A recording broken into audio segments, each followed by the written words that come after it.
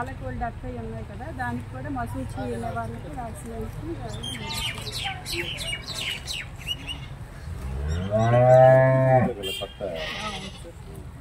కొత్త డాక్టర్ గారు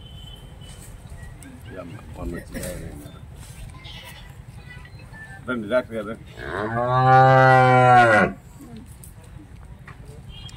వ్యవసాయానికి ఆరోగ్య శిబిరాలు ఇందులో మనకి ఏంటంటే పశు వైద్య చికిత్సలు మరియు గర్భకోశ వ్యాధుల చికిత్సలు, వ్యాధి నిరోధక టీకాలు మరియు నట్టల నివారణ మందులు, పశు వ్యాధి నిర్ధారణ పరీక్షలు మరియు మనకున్న స్కీమ్స్ కూడా వివరణ చేయడం జరుగుతుంది సార్. మామూలుగా జనరల్గా హాస్పిటల్లో ఉన్న వాటికి జనరల్ ట్రీట్మెంట్ అనేది జరుగుతుంది.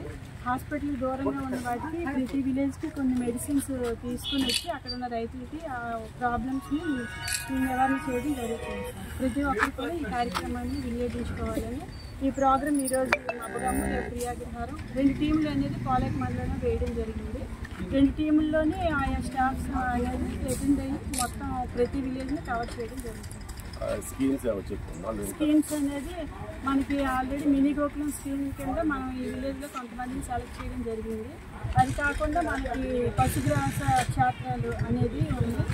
దానికి ఏంటంటే మీరు కూడా మీరు పెట్టుకో అవసరం లేదు. మీకున్న పొలం యొక్క డీపట్టా, Aadhaar card, bank xerox, ration card xerox ఇచ్చినప్పుడు మామూలుగా మనం పశుగ్రాసాలు పెంచుతాము. దానికి ఎటువంటి సబ్సిడీ కానీ రాయితీ కానీ ఎటువంటి అమౌంట్ అనేది మనకి రాదు. కొంతమంది డైరీ ఉన్న వాళ్ళకి ఏంటంటే మనం ఒక 20 సెంట్లు 10 సెంట్లు జనరల్గా పెంచుకుంటారు, దాన్ని మీ సొంత ఖర్చులతో భరిస్తారు. ఇప్పుడు కానీ మనం ఒక అప్లికేషన్ పెట్టుకుంటే మన అప్లికేషన్ ఆ పశుగ్రాసాలు దున్నడం నుంచి ఎరిపేయడం నుంచి ఆ మొక్కలు వేయడం వరకు అన్నీ గవర్నమెంటే భరిస్తుంది. మీరు ఓన్లీ అప్లికేషన్ పెట్టుకోవడమే. అది మాకు దగ్గరలో ఉన్న సచివాలయం కానీ మా హాస్పిటల్కి వస్తే మీరు పెట్టుకోవచ్చు. మన హాస్పిటల్ నుంచి కూడా 3 ఎకరాల వరకు మనం సెలెక్ట్ చేయడం జరిగింది. ఇంకా ఎవరైనా బిల్డింగ్ ఉంటే మీరు కూడా అప్లికేషన్ తీసుకొని పశుగ్రాసాలు పెంచుకుని దాని ద్వారా పాలాభివృద్ధి పెంచుకొని దాని ద్వారా మన యొక్క గ్రాస్ డొమెస్టిక్ ప్రోడక్ట్స్ ఇంప్రూవ్ చేసుకుంటే బాగుంటుంది. ఎవరికైనా ఏమైనా సమస్యలు కానీ ఏదైనా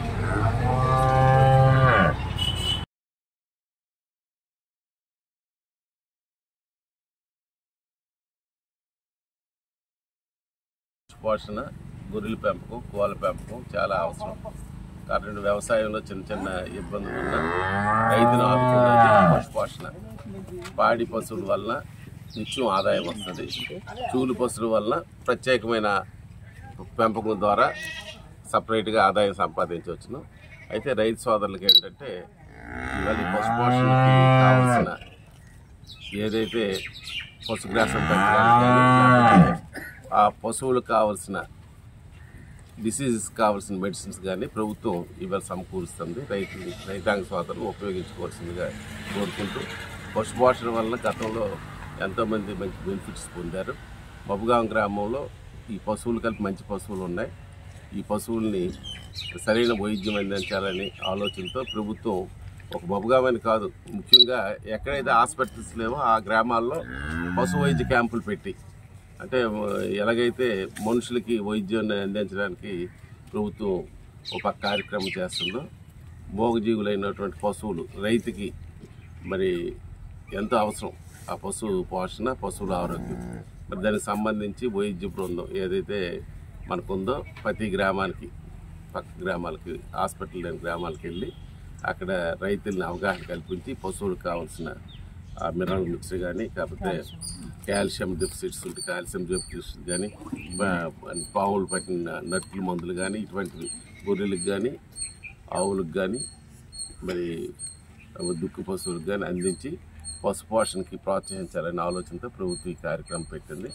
ఈ కార్యక్రమంలో పాల్గొన్నటువంటి ఏడీ గారికి, అలాగే మిగతా సిబ్బందికి, డాక్టర్స్కి, అలాగే గ్రామ పెద్దలైనటువంటి మన రవి గారికి, ఆ తర్వాత మన గోవింద్ గారికి, మిగతా ఈ కార్యక్రమంలో పాల్గొన్నటువంటి పెద్దలారా, సోదరులారా, మరి ఈ పశుపోషణ గురించి అవగాహన కలగాలి.